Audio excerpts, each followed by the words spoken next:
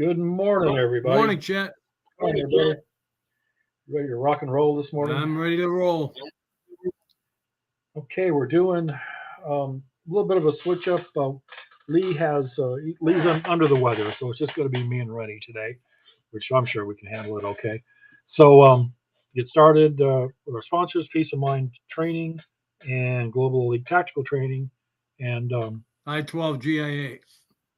i12 GIA, which is our main sponsor. So today we're going to be talking about congressional misconduct. I think that's probably a topic that's close to all of our hearts. So Rennie, you want to kick us off, brother? I know you got a lot of stuff to say. Yeah, I don't know if you really want to call it congressional misconduct. I'd rather call it a criminal enterprise that they're getting away with. Yeah, pretty much. John Adams and John Quincy Adams, when they were drafting the Constitution, they believed that no member should serve more than one term. And the reason that they thought that was because they didn't want people to make a career out of being in the legislature, because that's where all your criminal enterprise come in. People taking bribes, people taking money, et cetera, et cetera, et cetera. And of course, that never really came to fruition. And we are where we are today. Yeah, now that goes back to like 1790. As you can see, the Legislative Misconduct Database is up right now. Yeah. They've been keeping track of this shit for 1790. And one of the things that I noticed going through this is that seldom, if ever, has anyone actually been expelled from Congress. Oh, okay. Judge Santos expelled from Congress. Exactly. Hasn't even been tried and convicted yet. He was expelled from Congress. Yet you get a guy that pulls a firearm, pleads guilty to a misdemeanor, he pays $1,000 fine, and he still got his job. Yep. Okay, so yes, Judge Santos has been expelled from Congress. Yep. Sorry, I had to correct you on that one. But maybe he should be. Maybe he should have been, or he should be. Maybe he should have been. Maybe he should have stayed there until his trial. Well, yeah, that probably would have been a better option. Yep. Yeah. But that's something that really, the poison of politics affects everything in here. Let's take Marjorie Taylor Greene, for example. Okay. I just read in this same database today, since May of 2021 to March of 2022, she received multiple citations for failing to wear her mask on the floor of Congress. Okay. It's an ethics violation. So during that, the first fine is $500. Every subsequent fine is $2,500 after that. They deducted $93,000 from her congressional salary for that period of time for not wearing a mask on the floor. Well, personally, I wouldn't have worn a mask either. Well, yeah, and a lot of other people wouldn't. And I would have gladly paid that $93,000. Yeah, but on the other hand, though, you have congressional members that involved in sexual misconduct, ethics violations, as you said earlier, outright criminal violations. Okay, and then just let's stop here for a second. So I did some research. There was $17.2 million paid out by U.S. taxpayers to cover 268 settlements of members of Congress for sexual assault and sexual harassment. Yeah, they have a slush fund. There you go. To pay for that. If that was you or I, would be held without bail. Well, yeah, would be in jail for just a general member of the public. Absolutely. Yep. Well, hell, that goes back to Mary Jo Kopechnik, with Ted Kennedy. Oh yeah, when Ted Kennedy did, he made the backstroke famous on that one. Yeah, without a doubt. And somebody died as a result of his inactions, inactivity. Yeah. Well, we got to, okay. Hey, folks, we have a call-in line now. So if you want to call the show, 508-974-4231. You can see it on the bottom of our screen there, that brown stuff with white letters. We'd love to hear from you if you want to give us a call and talk to you. Okay. I was thinking this morning about all this because, Rennie, you and I are both we've come from professions where we're required to apply for a job, submit to background investigations, polygraphs, uh, deep investigations for clearance. SF-86 haunts me. I still have nightmares. Exactly. Psychological evaluations, continuous, just continuous evaluations throughout our entire career, from command staff, from supervisors, so forth and so on. Politicians aren't subjected to that. We have to maintain our finances, our moral status to keep our clearances. If we don't keep our clearances, we lose our job. Yeah, right? So this is alien. Elected members of Congress are exempt from their background checks. They just get the clearances by virtue of being voted in. Right. Yeah. Why? That just does not. They're supposed to be representatives of the people holding positions of high power, and they're not. None of this shit applies to them. So why? Why is One morning I got a call saying I had to go for a piss test. I go, yeah, they said your number came up. I go, okay. That was like 9 o'clock in the morning. 1 o'clock in the afternoon, I get another call from Washington, D.C. Hey, you got to go for a piss test. I go, whoa. I just went at 9 o'clock. They said, sorry, your number's been pulled again. No? Yeah. I had a few of those. It doesn't happen to them, though. I can guarantee you that. No, definitely not. And even if it was, and even if they came back positive, nothing would happen. No. So is it because they're elected officials? Is that the difference? So when I went through my clearance class, I was told members of Congress who are elected are given security clearances with no background checks. Well, yeah, based on what's going on right now with the squad, that's pretty obvious. Yep. Not only should they have their background clearances, and along with all their committee positions pulled, some of them should be deported. Yep. Because they're here fraudulently in this country, as you just said. Oh, yeah. And they have access to the government's highest information. Okay, I'm going to read through the highlighted section. Back to Santos again just for a minute. He was indicted on charges of identity theft, fraud, money laundering, lying to the House of Representatives on financial disclosure forms, theft of public funds. A whole bunch of fraud for personal uses, but he's accused of unemployment funds while employed in 2020. But you're right, he should have had a trial of some kind. Yeah. Because again, all these on the graphs and all, they're all allegations until proven. Just like they have the rights of everybody else. You're innocent. Right, and he should have been able to remain a member of the U.S. Congress until he had a trial and he was found guilty or he was acquitted. Then it should have been the end of it. But right, if you want to talk about misappropriation of funds, look at Cori Bush. Paid her husband over $760,000 to provide security because he was trained and provided security, yet he never held a license in Missouri or Washington, D.C. for that matter. Yeah. Isn't there a couple of those? And then she says, no further explanation needed. Yeah. Or that's Ilhan Omar paying her husband. Mm-hmm. Yep. So what do we do about this, brother? Nothing we can do about it. Yeah, exactly. Nothing we can do about it. Until Congress wants to act and rectify it. And as far as I'm aware, only one guy's ever tried to do anything about it, and that was Scott Brown. He wrote a bill on insider trading. Nothing's going to happen. I mean, they're making their money lining their pockets. Why are they gonna shoot themselves in the dick? It ain't gonna happen. Right. Well, like you said earlier, this wasn't supposed to be a lifetime assignment. No. According to the founders, no. They were to get in there, they were to serve a term, make an impact, and get out and let somebody else get in. Yeah, exactly.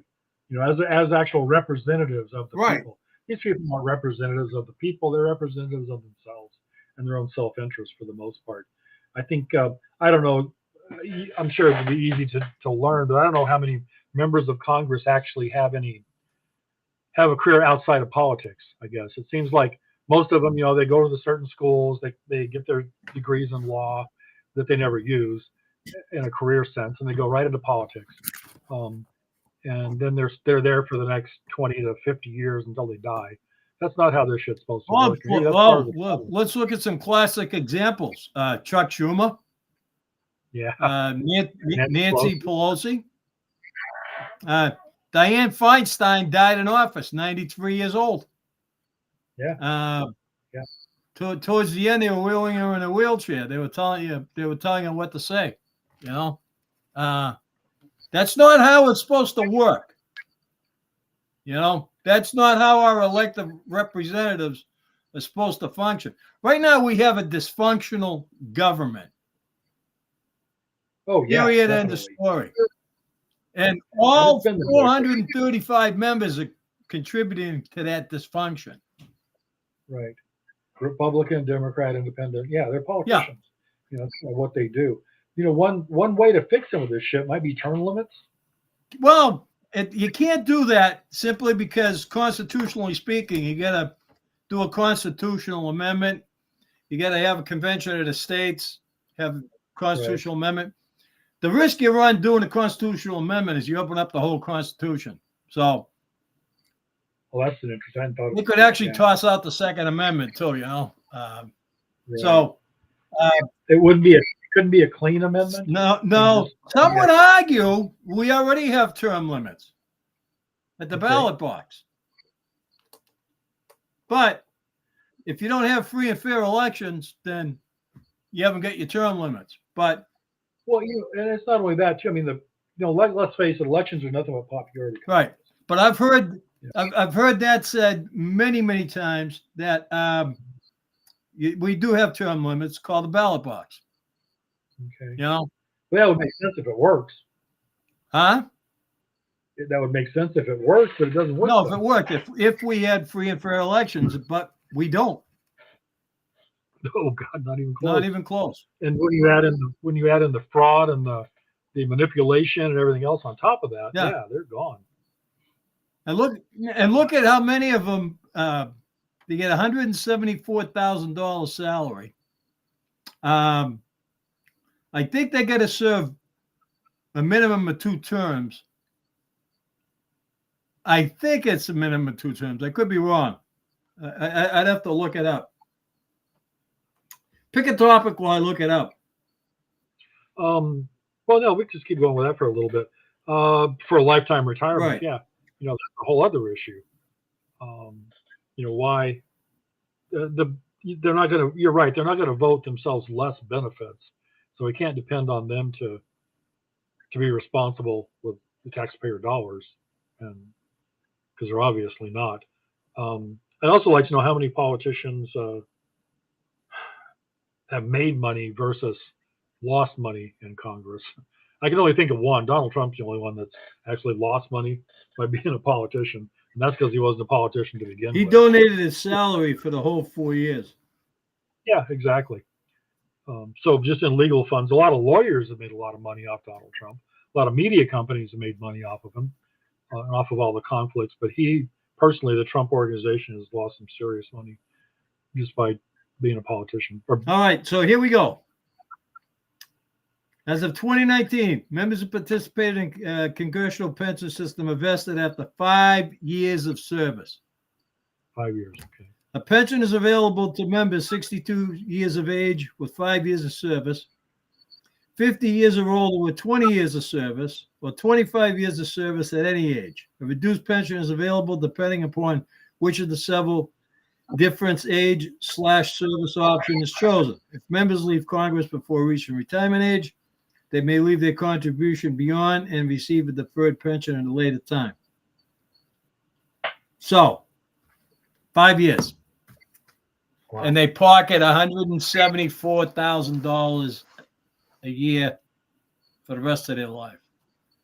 That's plus healthcare and security and whatever else. Yes, free health care, yeah, that you and I have to pay for. Right. Yep. For all 435 members. Wow, that's crazy. Yep. Yeah. Yeah. I did some, so I'm going to drop some names. I did some research. I found 7 congressmen. One was a senator. Guy by the name of Pat Meehan. He had to resign. Sexual harassment. Okay. Al Franken. We all remember him, right? Minnesota Al Franken. Resigned. He groped somebody's boobs. Trent Franks resigned. Inappropriate behavior with 2 female staffers. Blake Farrenhold resigned. Sexual harassment. John Conyers. Sexual harassment. Paid out $27,000 before he resigned. Bobby Scott. Sexual harassment with a staffer, resigned. And the last one I found was Reuben Kuhn. Sexual harassment, resigned. Now, the illustrious Senator Bob Menendez from New Jersey, who's awaiting his second trial. His first trial, he was using congressional funds to go to the Dominican Republic to have sex with 12-year-old prostitutes because that's legal there. That's what they indicted him on. And they actually found a jury that said, hey, good luck to you, buddy, not guilty. You know, they kind of gave it their blessing, you know, which is sick. But, and you know what? So you call it congressional misconduct. I'd like to call it the fall of the Roman Empire because that's how the Roman Empire fell. Politicians became greedy. They did what they wanted to do. They had no regard for the people. They decided they could raid the public treasury for their own benefits, spend the money the way they wanted.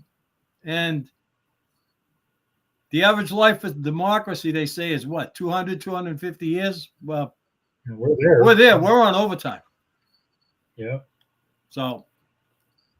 Well, yeah, and every empire falls. The only way you can, how many times has it been said that the only way that you can destroy the United States is from within? And that's exactly what's happened. Yeah.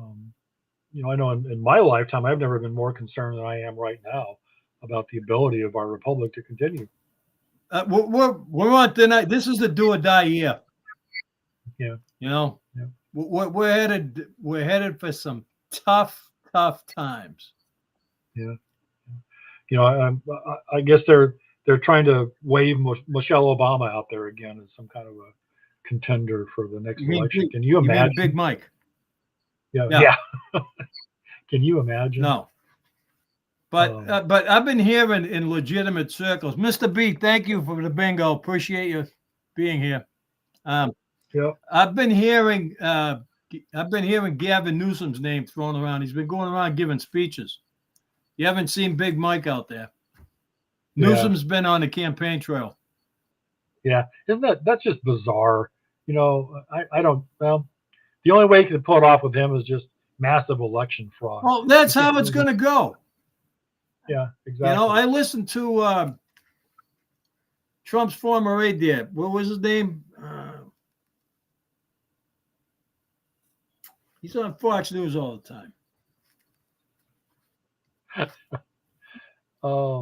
Should I? Yeah, the Groucho Marx, a little duck. Man, I haven't seen that show in forever. You know, it's in syndication. You watch reruns. So. I'll look it up. Maybe, hey, Mr. or Jeff, we should, or Mr. B, we should maybe get that little duck for something as a prop. Actually, let me write that down. I'll do a strangling chicken or something. You have your bell there, so. Well, one of Trump's top aides said his feeling was one of 3 things was going to happen. They were going to eliminate Trump from the election by having his name off the ballots in enough states that he wouldn't qualify for the nomination. Right. Second thing is they said if they couldn't go that route, that they would, make sure he was in jail before the primaries were over. Take him out that way. And then he said the third and final thing, he said if none of that worked, then they'd probably try to kill him. Yeah. Yeah, that's a scary thought. I cannot imagine the fallout from that. I really hope that. So I would think that based on what I've been seeing and hearing, Gavin Newsom's going to be the anointed one. Yeah. Not Big Mike. Yeah. Well, yeah, that's possible. I keep forgetting about him. Yeah. It's easy. Like I said, I've been watching him on the campaign trails. He's been talking a good game. Yeah. Well, I saw us walk out the White House doors with his jacket blown, his shirt sleeves, all rolled up. Well, I take that back. Not talking a good game, spewing bullshit. But no. Yeah, exactly. And he's very good at it. Very good at it. Yep. Yeah. Oh well, I guess we shall see. Hopefully, cooler heads will prevail. Yeah. I don't know. Do you think? Well, we're off topic here, but that's okay though because we're just shooting the shit today. Do you think that, let's say there is massive election fraud again, do you think that the average person is going to put up with it for a second time? That's a really good question. If you want my honest opinion, I do. Okay. Two things I'm going to address. First one is the financial network. They're thinking of they're pushing hard. They're really, really pushing hard. Looks like we got a phone call. No. That was just no. We don't. Okay. They're really pushing hard on digital currency. And the reason that they're pushing hard on the digital currency, and they want to tie it to the social credit score, is because they'll have total control over you. So let's say you fill up your truck 5 times in a month.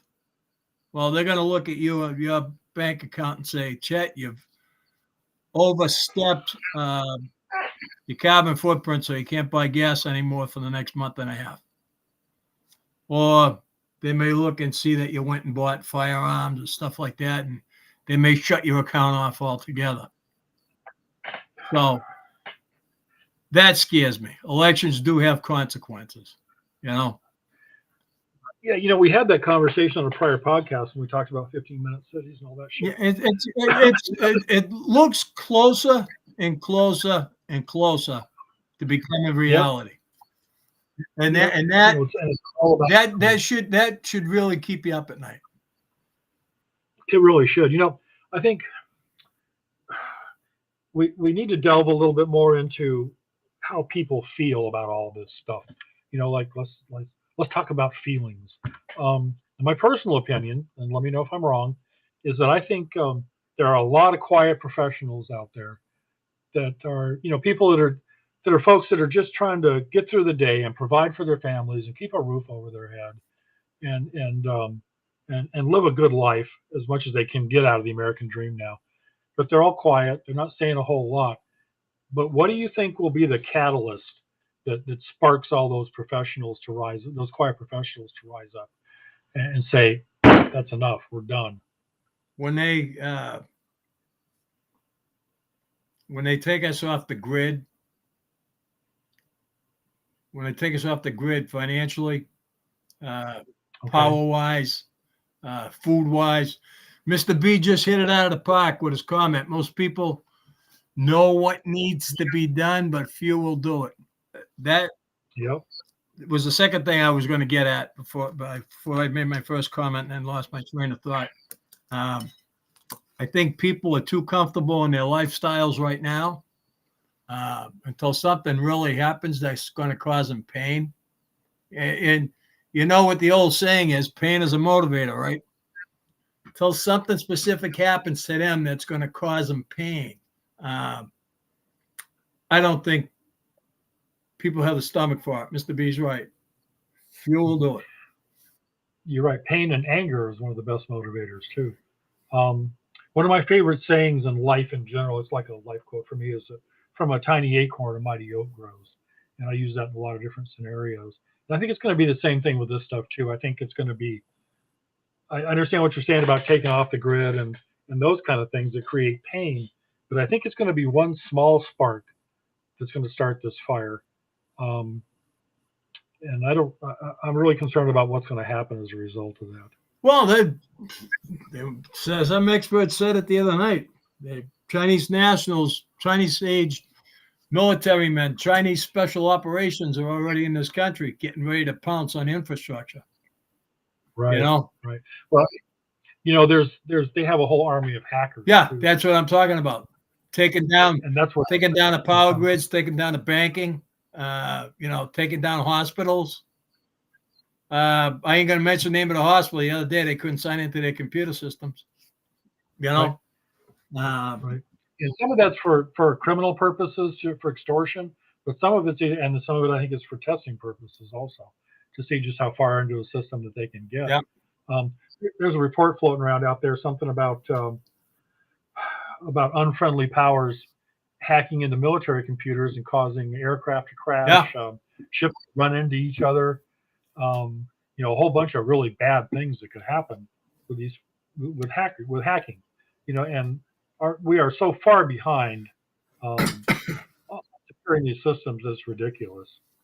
So looks like we get a break. We got to take a break, but we'll take this up where we left off when we get back.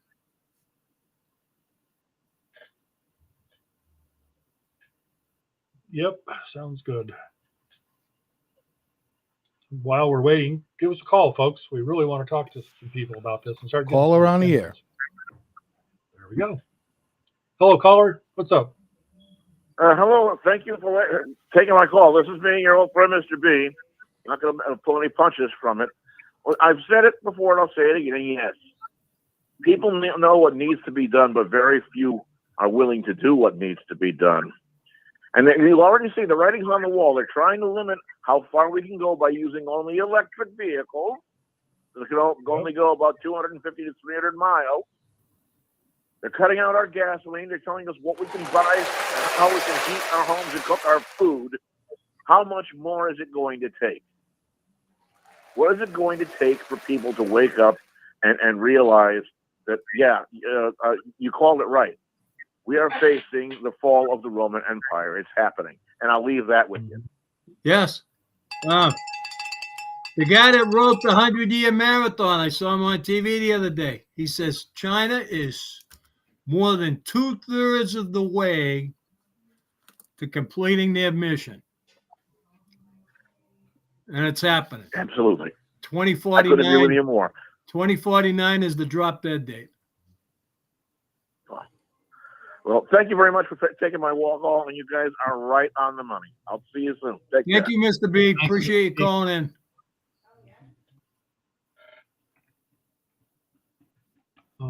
That kind of leads back to what he was just talking about, my comment about what tiny spark is going to fire all this shit off. Oh. There are so many, before it turns into a dumpster fire. I say it'll be this year. I say it'll be on or before November 4th. When Fox News calls it for Gavin Newsom. Yeah. Well, that's possible, yeah. But I guess we need to take a break here somewhere along the line. Yeah. I believe. So whenever you're ready there, Mr. Producer. Or not. No matter what you are, I will always be with you. Doesn't matter what you do, girl. Ooh, girl, want you. No matter where you go, I will always be around. Won't you tell me what you found, girl? Ooh, girl, want you.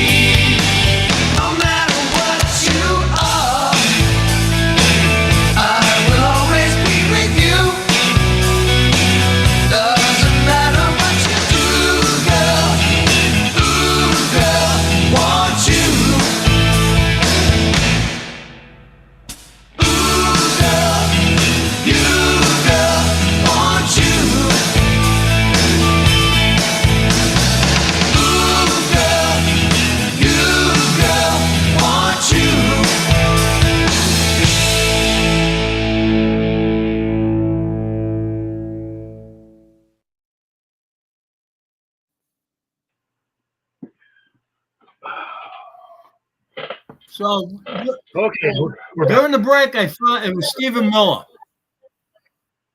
Okay. He's the one that made that comment. But Okay. getting back to my, I don't think this is congressional misconduct. I think we're actually living the second fall of the Roman Empire. The Roman Empire lost its strength. They had allowed it to exercise effective control over its western provinces. Modern historians point to the fact that it included the effectiveness and the members of the army. Well, look what they've done to the army and the navy. They've driven it so woke. You don't even need a high school diploma now to get in. All right. And that's just recently. They've taken the army and the navy and they've just, I don't know. It's All branches of the service. It's buffoonery at its best. And then the second thing is the health and the numbers of the population. Well, who did they elect in 2008? Yeah. Re-elected in 2012. What happened in 2012? The famous quote, "We got to sign it and pass it before we can see what's in it." Yep. Became known as Obamacare. Now, all that's done is created 8, 10, 12-hour waits in the emergency room and doctor shortages. Yep. The strength of the economy. Our economy's in the fucking toilet right now.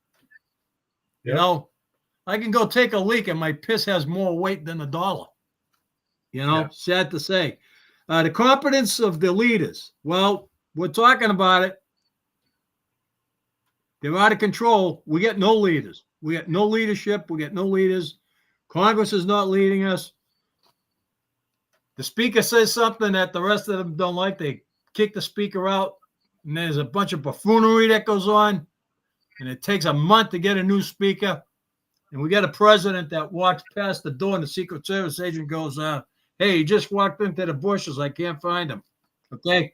And this is all on TV. And other countries are witnessing this bullshit. You know? Yeah. Why do you think the Houthis are having a good time with us? And then let's not forget religion, religious changes. You know, that's killing us too. And civil administration and it's leading to the increased pressure from invading barbarians. Well, that's the open borders. All these millions of people that they just opened in, welcomed in with open arms. Clark's example, the ones that beat the snot out of those 2 cops in New York City. All right. Yeah. You know what? I never heard one TV reporter with an ounce of courage say on TV, well, I'm going to say it here. Yeah. If there was a classic example of a deadly force situation, that was it. Yeah. They were going for the kill shot. As soon as that cop got kicked in the head, Yep. I would have drew my weapon and started firing. Yep. Classic deadly force situation. Yep. Yeah, that whole mess is just an incredible nightmare. Now they're on their way to California, and their court date is Tuesday. Yeah. Hello? Well, hopefully they'll stop off in Texas. Better yet, send them to Florida. Oh, maybe they'll do their arraignment by, what do they call it? Zoom or WebEx. You know? Yeah, video chat or whatever. Yeah. Yeah. Send them on down here to Florida and let them have a talk with Sheriff Grady Judd. And I think that'll straighten their little shitheads right out. Yeah. Okay, we're pretty much done with congressional misconduct. I think we all agree that the toilet needs to be flushed. Is the only way that sewer is ever going to be drained. Yep. So let's move on to something different that I was just thinking about. Speaking of toilet flushing during the break, we're of a certain generation here, right? That remembers some very significant events in our life. Yeah. For example, where were you when Kennedy was assassinated? I was in 3rd grade. Yeah. What were you doing? They had us crouched down in the hallways, getting ready to dismiss us. Okay. Me, for example, is I was home. I'd stepped on a needle. Well, let's see, I was 12 years old. So I stepped on a needle, got my foot. We went to the doctor, had it taken out. I was home watching TV, I remember seeing the Kennedys. I remember seeing that happen on TV. That was a very traumatic period in my young life. The next big one would be the landing on the moon. Yeah. Okay. I was in a swimming pool listening to it on the radio. Okay. I was at home again watching it on TV. Very significant event. So let's go to what would be the next big one of our lifetime. Let's do 9/11. I know you have some. I know where you were. I was there. Yeah. I was covered in the debris. Yeah. Yeah. I was at home. I was working a midnight shift. I just got home, and I got a call from my daughter, and I answered it, and she said, "Dad, you need to turn the TV on." And in my muddled sleep, I woke up, turned the TV on, and saw the towers collapsing. My point of all this is those are very significant events in our lifetimes, okay, that have all left a mark on each of them, on us individually and collectively as a society, and actually as the world. Now, let's say where I'm going with this is, let's say if there was another 9/11 today, do you think that there would be this, given the current state of apathy in our country and lack of education, do you think you would have the same response where we all draw together as a nation to fight a common enemy? So I'm going to quote a very dear friend of mine that I work with. And I won't mention his name, but he was a 3rd Battalion, 2nd Regiment Ranger. And he said to me, quote unquote, if they instituted that we go to war, my kids aren't going. So Yeah. I'd have to say if there was another 9/11 today or tomorrow, no. Yeah.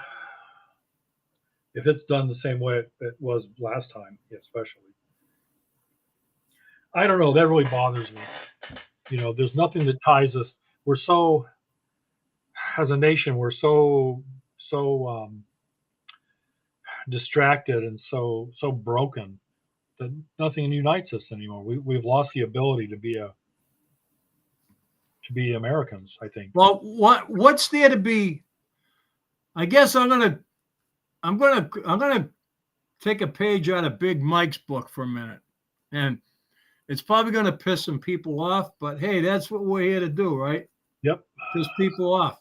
So, what is there today that would make you proud to be an American? For me, before I answer that, I'm going to give you my overview. And I say nothing. And the reason I say nothing is because 3 Americans were killed, 25 were wounded last week in an attack by Iranian-backed proxies known as the Houthis. Now, under the pressure from the Roman Empire, Biden and Lloyd Austin, who took a vacation and never told anybody, will respond at a time and a place of our own choosing. So for 4 days, they fucking telegraphed their fucking plans, which gave the Iranians plenty of time to move all their personnel, all their sensitive equipment, and whatever else they wanted to save out. And then they fucking launched a few fucking cruise missiles. They sent fucking B-1s from fucking Texas and blew up some fucking tents and whatever. Yeah. All fucking meaningless. Now, if you want to impress me and make me proud, go after mainland Iran. Yeah. Don't go after some fucking spots in the desert and turn it into glass. Right. Well, it's all about optics, especially with this administration. I guess the justification for using B1s, they were showing that all of our enemies, various enemies throughout the world, that we could hit them anywhere or some such nonsense. No, the use of force by the U.S. military isn't optics. It's to kill people and blow shit up. It's very simple. That's the bottom line. You don't make impressions. You just kill people and blow shit up. That's their job. Yeah. And not under our current administration or the current commander in chief. That's a really good question about what makes people proud to be an American. I'm going to let you know what my thoughts are on that. But folks, we would love to hear from you too. Call us. Give us a call. It's you can see the number on the bottom. As soon as it gets back, I'll tell you what it is, just in case you can't see it if you're listening to us. Because we're looking at nuclear missile found in a U.S. man's garage. Biden team bracing for special counsel report on classified docs. Oh, here it is. Give us a call, 508-974-4231, and let us know how you feel about being an American. All right, me personally, it's a matter of history. I look back on Renee. You and I both have spent our lives in public service. Yeah. So Absolutely. I'm proud of our history, and I see the flag, I still get all teary-eyed, and I stand up and put my either salute or put my hand where it needs to be. That kind Damn of right. But it's because of what's happened in the past, not because of what's happening right now. I feel Right. nothing but shame about what's going on with our nation right now. We're losing our republic, and it gets a little worse every day. So, but it's still there, And again, I keep going back to quiet professionals. It's still under the surface. I think that pride in our nation is there, and there are a lot of people that we never hear from. The farmers, the ranchers, the people that built this country, not the lawyers in suits in Washington. It's the people that actually work for a living are going to be the ones that stand tall when we're in a time of need again. And I try to have faith in that. I try to be positive and optimistic. Yeah. But it's harder every day, man. Yeah. To keep that going. So you know why I lose faith? So, and the only reason I'm brushed up on this is because it's only 2 hours from me. My son lives up there. It's in his backyard, Mount Washington. There was a group that wanted to change the name of Mount Washington because George Washington was a slaveholder. Well, when I worked for the feds and I was assigned to D.C., every weekend I used to go out to Mount Vernon, Washington's estate. They had picnics out there, fairs. You could go to the Washington distillery and buy the bourbon, and whatever you wanted to do, you could do. And in touring this place, and you see the slaves live actually better than most people do today. But my point is, this group wanted to change the name of Mount Washington because George Washington owned slaves. Yeah. And so the U.S. Park Service didn't go along with it. But what they did was they added another name beside Mount Washington to Mount Washington just to appease these people. What's the name? I forget. It slips my mind. But, yeah. I don't know. That's where we're headed. That's why I'm not proud to be an American. Now, I'm with you. The past, the history, everything else, all for it. But today, going forward, absolutely not. Yeah. I'm not, well, maybe I've used the wrong word with ashamed. I'm more embarrassed, I think. I'm embarrassed by the face that we're showing the rest of the world. Yeah.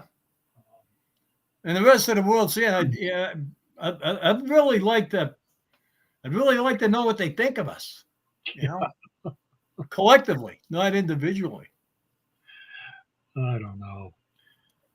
I was watching some video earlier that really kind of bothered me a little bit. It's and this takes us off into another topic that I'm not even sure I even want to get into because it's just so overworked now. Some guy's walking down the street in New York City and he pushes some girl out of the way and says, "Get out the way, bitch, it's Black History Month." Yeah. Come on, seriously? Was White History Month. Well, yeah. I mean, let's talk, let's be fair. Let's say apples and apples. Yep. It's I got plenty of black friends and I got nothing against Black History Month, but, don't single it out. Don't leave me behind in the dust. Nope. Well, once again, it's all about power and control, and all this shit's promoted because we're stronger together than we are divided. And I think, and I think they know that, and that's why they're doing their best to divide us. Right. Right. Can you think of a single policy that liberals or Democrats or progressives or whatever you want to call them have come up with in the last 3 years that brings us together as a nation?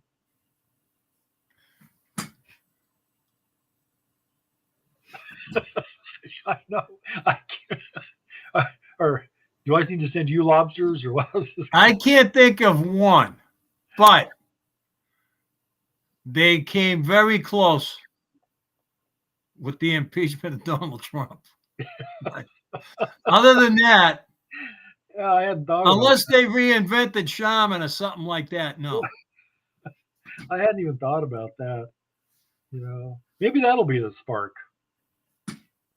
What's that? Well, if they continue down this road with Trump, it seems like every time they do something stupid and indict him on something or whatever that everybody sees through, he gets his power gets stronger and stronger. Well, I heard everything's starting to fall apart now, and like the DC case, Judge Smith's case is like just falling off the docket. Yeah. Not found anywhere. They don't even know what happened to it because they think the Supreme Court's going to rule that he had immunity. Right. Yeah, and that's the whole purpose. They want to make sure that he gets convicted before the election. Yeah, well, that doesn't look like it's going to happen. Now, Fonnie Willis's case is they said that they could just replace her and keep going with the case. Mm-hmm. There's another miscarriage of justice right there. Yeah. Oh, that reminds me of something else I was thinking about earlier this morning when I was having my first cup of coffee. Prosecutorial misconduct. Do you think, and this goes out to everybody that's listening again, please call in if you want to talk to us about this shit. 508-974-4231. Because I really want to hear everyone's opinions on this. Do you think prosecutors should be elected officials? Yes, because there'd be well. I know. Let me back up. Yeah. Alvin Bragg's elected, but he's not accountable to the people. Well, overall, yes, prosecutors should be elected. It gives you a little bit of accountability. Shouldn't there be a caveat there? And is there a system in place, though, to hold them accountable? Because it sure doesn't seem like it. There's no system in place to hold them accountable. Okay. So what would be an option for that then if they were appointed instead of elected? I mean, what are the pitfalls? What would be the cliffs to fall off of with appointed prosecutors? And appointed by who, I guess, would be the next question. Well, if they were appointed, they'd have to be appointed by the Board of County Commissioners. They'd probably be able to be removed by the Board of County Commissioners. Right. But there's got to be some way to fix that. Just like the sheriff that I used to work for that's currently indicted for misappropriation of funds and everything else. Right. He was put on leave by the county commissioners, and he resigned at the urging of the county commissioners. So, okay, maybe appointments are the way instead of elections. The only downfall I can see with that is, like, let's say you have a city council or governors or whomever that are elected. Depending on their party, are they going to go party line or are they going to go do what's best for the people? You know the answer to that question. They're going to go party line.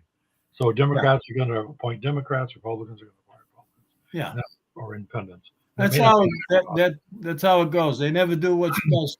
They never do what's in the best interest of you and I. Right.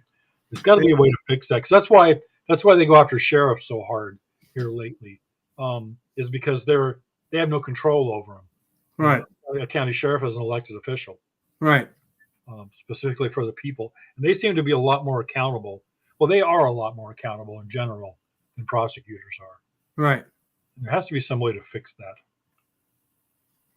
Well, I don't know, brother, what our world is coming to. where it's going. Yeah. I think Uh, it's. I think it can best be defined as a Biden train wreck. Yeah, I think so.